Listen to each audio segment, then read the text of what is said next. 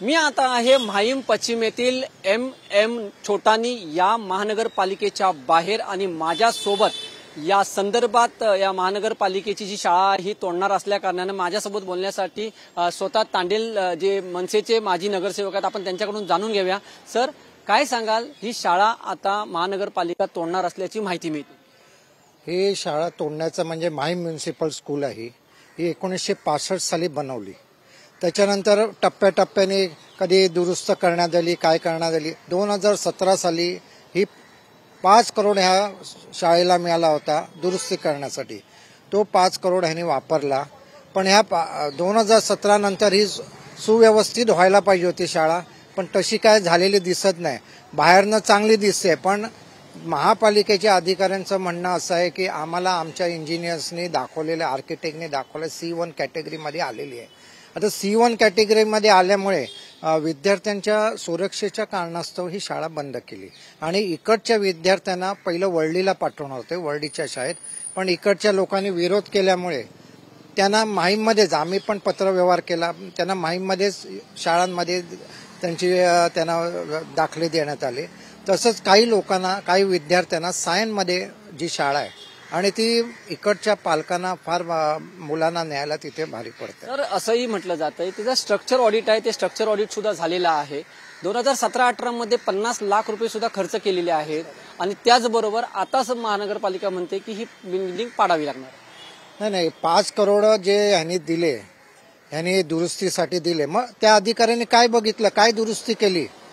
आम्हाला त्याच्यात शंका येते। महापालिकेने पहिला यांच्या अधिकाऱ्यांवरची चौकशी लावली पाहिजे, 5 करोडचं तुम्ही केलं काय? कारण शाळा तर आम्हाला तशी सुव्यवस्थित वाटते आहे, पण यामध्ये काय काळाबेरा आहे का? ही शाळा कोणाला द्यायची आहे का? कुठच्या विकासकाला द्यायची आहे का? हा पहिला प्रश्न आहे। आणि दुसरी गोष्ट, तुम्ही एक सांगा, जर पाहायला गेलं तर ही शाळा माहीमच्या रेल्वे स्टेशनच्या बाजूलाच आहे। म्हणजे तुमचं आणि तुम्ही जे म्हणताय की कोणाचा तरी डोळा आहे ह्याच्यावरती, की भूमाफियांचा डोळा आहे किंवा महानगरपालिकेचा साठलोट आहे, असा जो तुम्ही आरोप करताय, त्यात किती तथ्य वाटते तुम्हाला? मला तर त्याच्यात तथ्य वाटते, कारण बाजूलाच 5 मिनिटावरती माहीम मोरी रोड, जे मोरी रोडवरती जी शाळा होती, मोरी रोड स्कूल महानगरपालिकेची, तिला 5 वर्ष झाली तोडून, तिला पण असाच फंड वापरला होता रिपेअरिंगसाठी आणि कालांतराने 5 वर्षांनी ती सुद्धा तोडण्यात आली। तिचं एक वीट सुद्धा अजून लागलेली नाहीये। मग आम्हाला शंका येणारच नाही, ही पण शाळा तोडणार, ती पण शाळा तोडणार, मग महापालिकेच्या विद्यार्थ्यांना, ज्या गरीब विद्यार्थ्यांना कुठे मिळणार आहे? म्हणजे मला एक सांगा की मराठी शाळा ह्या कुठं ना कुठं तरी आता बंद व्हायला निघालेल्या आहेत आणि त्यातच महानगरपालिका जर अशा प्रकारे जर कारवाई करत असेल तर तुम्ही त्याच्याकडे कसं पाहताय? हे फार चुकीचं आहे। जे म्हणताय की मराठी शाळा आम्ही तोडायला देणार नाही, जे पालकमंत्री म्हणतायत मराठी शाळा बंद करायला देणार नाही, पण त्यांच्याच राज्यामध्ये हे चालू आहे, हे फार चुकीचं आहे।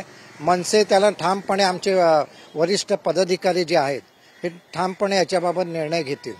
याबाबत काही पत्रव्यवहार वगैरे काय महानगरपालिकेने केला आहे का, किंवा नोटीस वगैरे ह्या शाळेला असं देण्यात आलं आहे का? आम्ही त्यांना विचारलं अधिकाऱ्यांना, तर त्यांना काही नोटीस देण्यात आली नव्हती। 6 महिन्याची नोटीस त्यांना द्यायला लागते आधी शाळा खाली करण्यासाठी, तशी त्यांना काही दिली नव्हती अशी आम्हाला माहिती मिळाली आहे। जर ह्या शाळेवरती कारवाई केली तर मनसेची पुढची भूमिका काय असेल? नाही, आमचे वरिष्ठ अधिकारी ठरवतील, कळलं का? आमचे जे वरिष्ठ पदाधिकारी आहेत, नेते मंडळी आहेत, हे ठरवतील। या संदर्भात तुम्हाला जे मुंबईचे जे अध्यक्ष आहेत संदीप देशपांडे किंवा राजसाहेब ठाकरे असतील किंवा किल्लेदार असतील, या त्यांच्यासोबत काही चर्चा झाली या संदर्भात? माझी, आमचे नेते आहेत संदीपजी देशपांडे, यांच्याशी चर्चा झाली आहे, त्यांच्यानुसारच मी हा पत्रव्यवहार केला होता। पुढे आता काय काय होतं ते बघू आपण।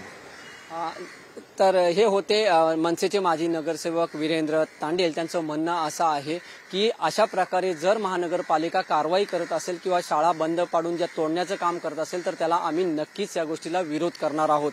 व्हिडिओ जर्नलिस्ट हरी नेगीसह मी वैभव घाग, TV9 मराठी, माहीम।